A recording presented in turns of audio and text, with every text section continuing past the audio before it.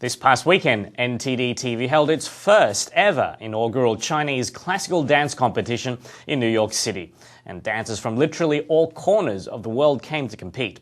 The performances from both the junior and adult divisions were just absolutely spectacular. Let's head over to our reporters for the full story. We're back here at the Skirball Center for Performing Arts at NYU, where NTDTV's first ever Chinese classical dance competition is about to go underway. Despite efforts from the Chinese consulate here in New York to interfere with the event, it is still going to take place. Let's go inside and have a closer look.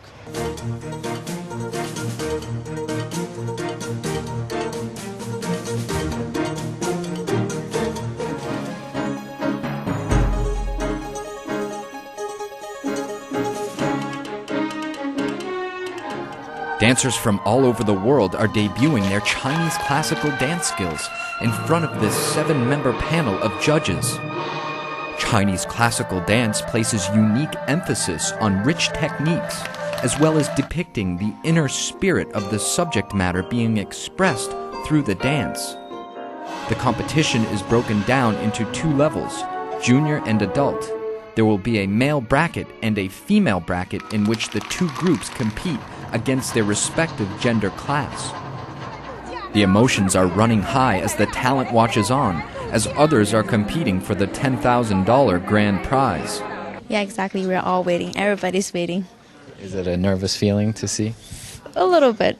I don't think everybody will feel really relaxed until they see the board. When the time came for the first round of elimination, competitors and their family members looked on to see if they had made it through the first round of competition. Yeah, my name is on there. Congratulations. What was your feeling when you saw your name? I was very excited. Pretty honored, actually, because it's only 10 girls out of 30 girls who competed in my group. So, very honored, yeah. And we'll be back tomorrow to give you the latest details on tomorrow's semi-final round of NTDTV's first ever Chinese classical dance competition. And we're back here at NYU for the second day of the dance competition, the semi-final round. 36 dancers have entered the semi-finals today. Let's go inside for a closer look at the competition. Each of the dancers is allowed 2 minutes on stage to show their finest skills and dance moves. There were a wide range of dance styles ranging from fast-paced martial arts techniques to slow and graceful movements that depict the softer side of Chinese classical dance. With such a large number of dancers coming from all over the world, we were curious to see how the decision-making process was going for the judges. Their levels are very close. So it's very difficult to select from, numbers there and make 10 of them. That's the difficult time. So we have discussed why we choose this one but not the other one. So that's pretty hard work. Because Chinese classical dance places emphasis on the inner meaning of the dance, we asked one of the dancers what he was trying to express. Well, my dance is a sword dance, basically like a Taoist who's lost faith in society, and then he asks like the heavens what he should do, and after seeking the truth he comes back and picks up his sword and regains confidence and faith. What's the feeling like now, waiting to see if you go on to the finals? A lot of anticipation. And this concludes the second day of NTDTV's Chinese classical dance competition. With 25 dancers entering the final round of competition tomorrow, we'll be sure to bring you exclusive coverage. Reporting from the Skirball Center for Performing Arts at New York University, NTDTV. And we're back here for the third and final day of NTDTV's Chinese classical dance competition, where the finalists are getting ready to perform their last routines. Let's go inside and have a look and see who the winner is.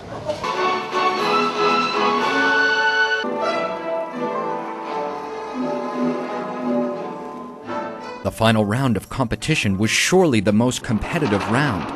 All of the finalists were showing their most refined skills and dance techniques as they competed for the first place title.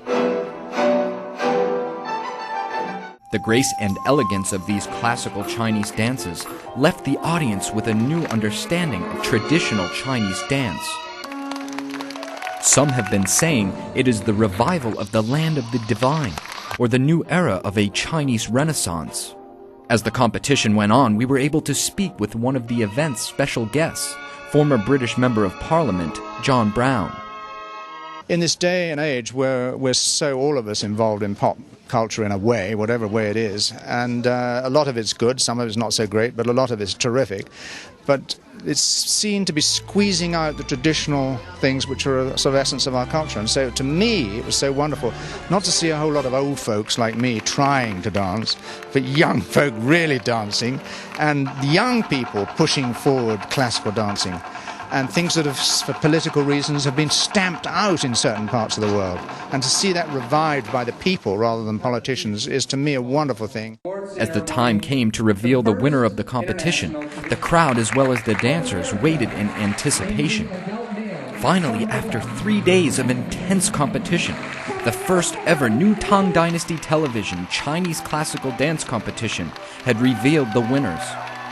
I'm so honored to be the first place. Actually, I think this is a great opportunity for all the dancers to be here, to share with each other. Actually, I take it as an opportunity to for all the dancers to communicate with each other, to share how to promote real classical Chinese culture.